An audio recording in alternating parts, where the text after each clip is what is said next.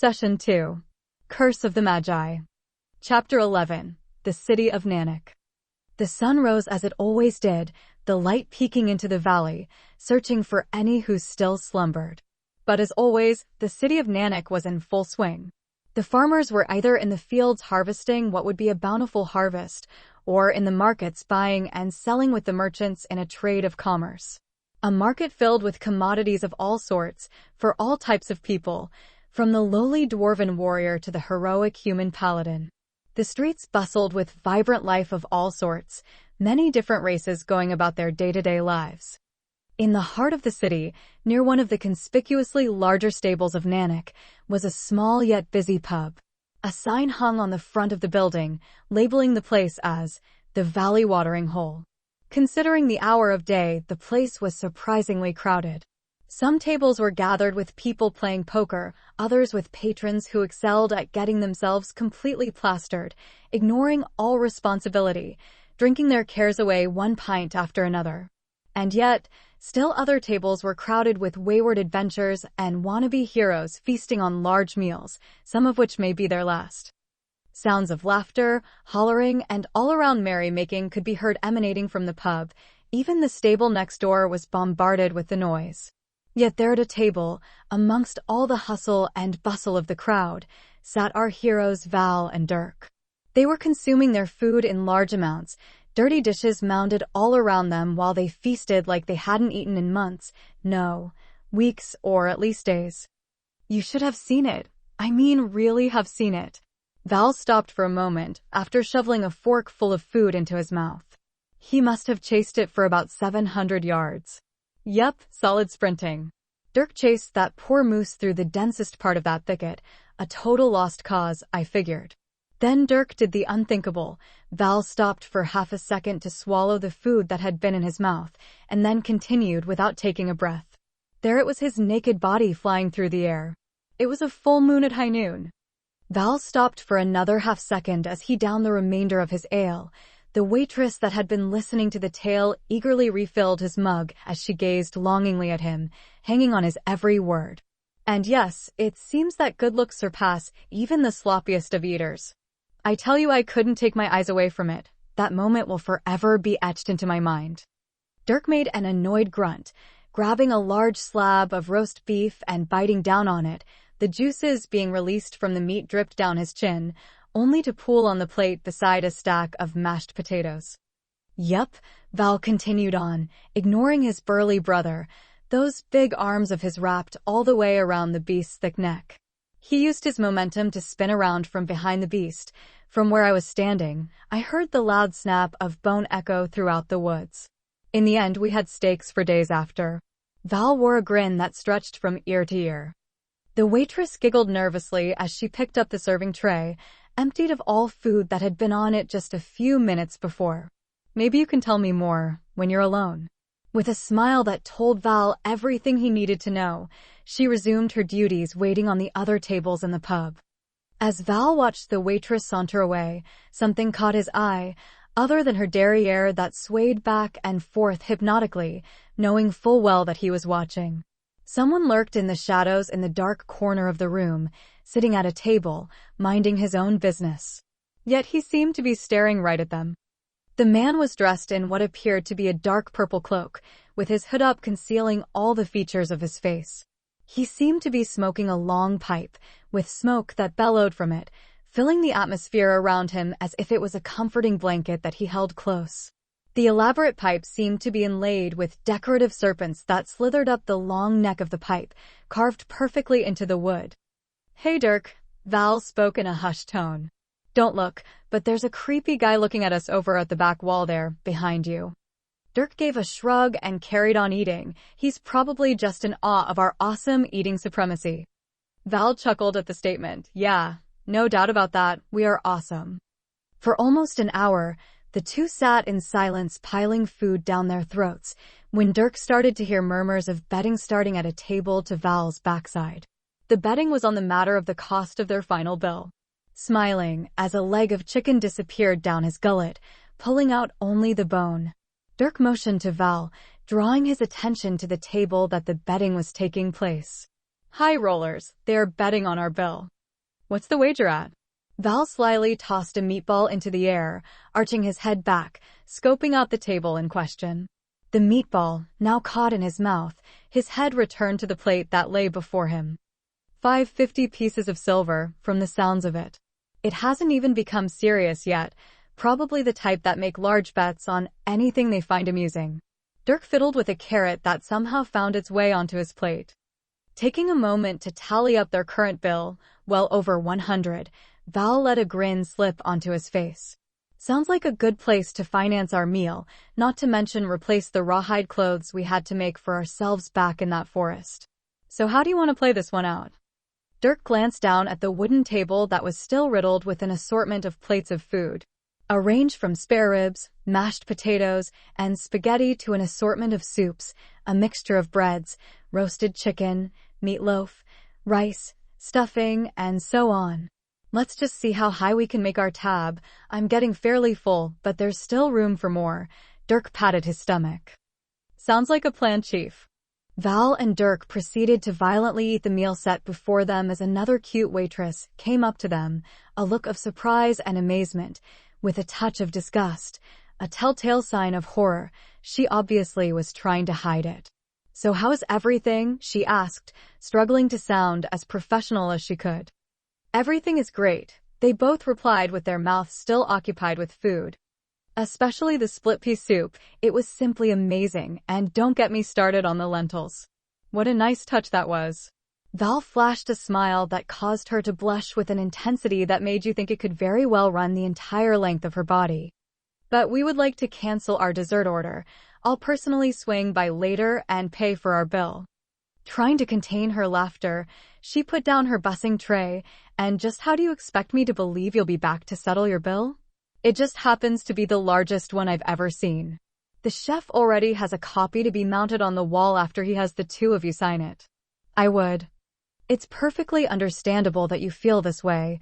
Val cut her off before she could go further. Take Dirk's custom battle bow. He gestured to the large weapon, crafted from the antlers of the moose that they hunted several weeks back. It's a Mara-san original weapon, Dirk said as he handed the large bow to the young woman. As you can tell, it's perfectly balanced, lightweight, and extremely durable. The bow's capable of firing at distances exceeding some of the more renowned longbows, and it separates into two weapons. Both ends have been sharpened to sword-like effectiveness.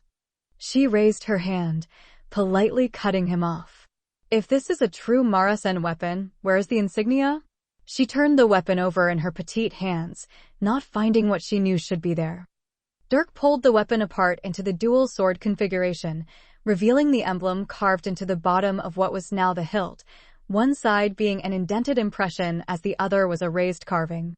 The girl took in a breath of awe as she marveled at the craftsmanship of the weapon. Give me a few minutes to verify this with Gregory. My guess is that he will be wanting to meet with you personally. Dirk gave a nod of approval, and she left their table with the weapon held close, disappearing behind the counter into a windowless room beside the kitchen. In almost no time at all, a short, stout man, his beard a thick russet brown that he wore tucked into his pants, emerged from the room. They were led straight to their table by the same waitress that had departed their company only moments ago. The weapon was not with them. Ha ha ha, my good men, the man bellowed out, barely containing his excitement. It's a great honor to have the two of you in my humble establishment. I always take pride in all that takes place within these walls. The plump man was grinning as wide as his small head would permit him. He reached up and shook Dirk's hand in a hasted delight. I never dreamed I'd get to meet a real authentic Mara-san fighter, let alone two, here, right in front of me. The man shook Dirk's hand with the enthusiasm of a child meeting its very own lifelong hero. Dirk shifted a little in his seat, catching the questioning glance from Val. Yeah, tilting his head to indicate Val. He's never had any official Mara-san training, yet, and Dirk glanced around, making a real obvious motion of it. Then leaning close in a hushed voice, I would rather keep a low profile myself, if you don't mind. Leaning closer to Dirk, the man gave him a clear wink of an eye. Sure, no problem there. So, by chance would you be willing to trade your bow for the bill? The plump proprietor seemed almost giddy at the thought of owning such a weapon. He was practically salivating just thinking of it. Val was now grinning almost as much as Gregory himself. Dirk only shot a not too unfamiliar glare back at him as if saying, "Shut up, Val. Just shut up." Turning back to the short fellow, "No, that's okay. We'll pay the bill. Just hold on to the bow until it's taken care of." "No problem with that, my good man." A look of disappointment was almost ready to pounce on him. "No problem at all." The man quickly bowed down. "Is there anything I can do for you before you take your leave?" "Nope," Val said frankly as he paid close attention to the betting table. As money changed hands, the victor stashed the large amount of money into a small green pouch. Gold runes could be seen casting a dull glow outward. As the last coin disappeared, the runes ceased emanating light and vanished without a trace. The pouch was tied shut and placed into a pocket hidden away in his elaborate traveling cloak. "Very well then," he said as he shooed the waitress away. He bowed once more and then disappeared back into his room, moving with rapid haste to ogle over the weapon he now had in his possession. Dirk finished gathering the leftover food into his homemade bear-hide backpack and wrapping it up in cloth, tying it like a bag, being careful only to grab what would last for more than a couple days. This done, he started to make his way to the exit. Val used the big mass known as Dirk to hide his prep work for the heist that would go down in a matter of seconds. Like clockwork, it all went as planned. Dirk suddenly sprinted past the man with the winnings, knocking him down as he passed on by to the main doors, throwing them open and, without delay, puking on the ground. The sound of vomiting echoed back into the pub. Val was at the stranger's side, helping him back to his feet. "Sorry about that, my comrade obviously ate far too much," Val said. "Lousy elf. Think they own everything. I have half a mind to." The man cursed under his breath as Val helped to dust him off. "You're not a fan of the Elven nation?" Val questioned, trying to hold back anything but a forced smile. The man continued to scoff as his friends came to his aid, allowing Val time to slip out the door and rejoin Dirk, who had moved across the street, with his head now buried into one of the watering troughs that was used for the horses. "Man, when you pack it in, you really pack it in. I almost slipped on that pile you left on the steps back there." Val helped his brother up, allowing him to take a big breath of air as he swallowed his last gulp of water. "You said to make a good show of it. I did just that, and don't you dare complain about it." The color was now returning to his face, so the two started making their way towards the market area of Main Street. Val and Dirk wandered through the shopping districts all along the winding Main Street. The markets were so crowded that the two lost sight of each other on numerous occasions, resulting in Val finding an unsuspecting stranger. And with a quick leap off the ground and a hasty flip off the poor man's back, he would spin through the air taking a fleeting look in all directions, before gracefully landing on the ground, acting as if nothing had transpired. Doing this made it extra easy to find the towering and massive collection of muscle named Dirk. As for Dirk himself, it would always be evident that Val was in the direction of whatever commotion he'd be causing. And this time it sounded big. Dirk pushed through the crowd that had formed around two men who were circling each other. One was Val, the other a man holding a Chris dagger in each of his hands. "Hey Valentine, what did you do to piss him off?" Dirk called out over the clamor of the crowd. Val shrugged as he dodged his attacker's lunge, spinning around the assailant, tapping him on the back of the neck, and continued circling as the man made a subsequent pass. I jumped off his shoulders. I said I was sorry. "You'll die for touching me." "Die." The distraught man made another lunge, still missing as Val swiftly rotated away from the blades, again tapping him on the back of his neck. "Yeah, well, quit dancing with him and let's go. I spotted a quiver that's calling my name," Dirk said. "You're the one with all the cash at the moment." Val tapped the man on the back of the neck again, narrowly missing the sharp sting of the wicked blades. "I'm trying, but I can't figure out what I'm doing wrong." "Use your left hand. Only make sure your index finger is lower than your pinky," shouted Dirk, who turned and started walking away from the fight. He knew the outcome, and frankly only cared about getting that new quiver. Got to get a hold on it before someone else buys it. Val watched as his brother walked away, disappearing back into the crowd, as his assailant bounded for his currently turned back, thinking he now had a chance at a killing blow. Val was waiting for this moment. Arching into the air, he did a back flip as the knives came upon the spot he had been just moments before. Using his left hand this time, his opponent went down without further struggle. A direct hit on a small pressure point sent the man's body crashing to the floor as his knives clattered uselessly beside him. Val stooped down to retrieve the lonely weapons, then lifted the weapons up and shouted to the crowd, "I'll take 15 silver for the lot. Who will give me 15? Val nodded in recognition to a person who raised his hands. Then another yelled, 18. I got 18. Who will give me 20? The auctioning of the weapons went on for a couple minutes, with the final bid at 22 silver pieces going to none other than an elderly woman, who all but melted away at the simple touch of his hand grazing against hers when they exchanged weapons for money. Val thought she might just have a heart attack. I think she just wanted to get close to my handsomeness. So, what took you so long? Dirk stopped, seeing his bow tucked under Val's arm. There's my old friend. Come back to Daddy, he said, reaching eagerly for the bow. Val had to stop himself from laughing out loud. Dude, you've only had that thing for at most 3 weeks. Dirk cradled the weapon like a newborn baby. Yeah, but it's been a very memorable couple of weeks. Sure, it has. Val pointed to a nearby inn. Why don't you and your bow just get a room? Make the moment last longer. Val tossed the green purse, which was now concealed in a brown leather pouch of about the same size, to the elf. Dirk caught the pouch and stared at it blankly. That's it. What did you do with the rest of it? It's all there. Trust me, we got something special this time, and I'm not letting that one go. Val's face was affixed with a solidly stern expression that showed he wasn't joking around this time. Really? In this little bag, he shook his hand indicating the little pouch that he clutched. You're serious, aren't you? Val smiled, about as serious as I can be. Now pay for your stuff so we can move on to that weapons storehouse. Val jerked a thumb towards a large building with the name.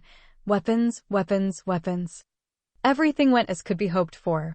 Val entered the sadly named weapons store and promptly bought a few weapons that caught his eye, 2 of which were a pair of fighting knives. They had a simplistic look to them with a curve that prevented it from being effective as a throwing weapon, but the balance was as close to perfect as anyone could hope for. Dirk, on the other hand, had almost no luck finding anything of worth until he spotted some enchanted arrows that were purchased and placed in his new quiver. All things considered, everything went great until Val stopped at his third clothing store. Dirk beside him was impatiently waiting. I swear, sometimes you're such a girl. Do you really need another pair of pants? Val just waved him away as he picked up a pair that had caught his attention. That's a nice pair right there. Just check out the stitching at the crotch. They're near perfect. Dirk left the store in a huff, slamming the door behind him. Val turned to the clerk questioningly. Was it something I said? Val had to sprint after Dirk to close the gap between them. Wait, don't leave me. Note that I didn't get the pants. So don't get so bent out of shape. Val had to take a second to catch his breath, thankful that Dirk had stopped to allow him to do just that. So, where to from here anyway?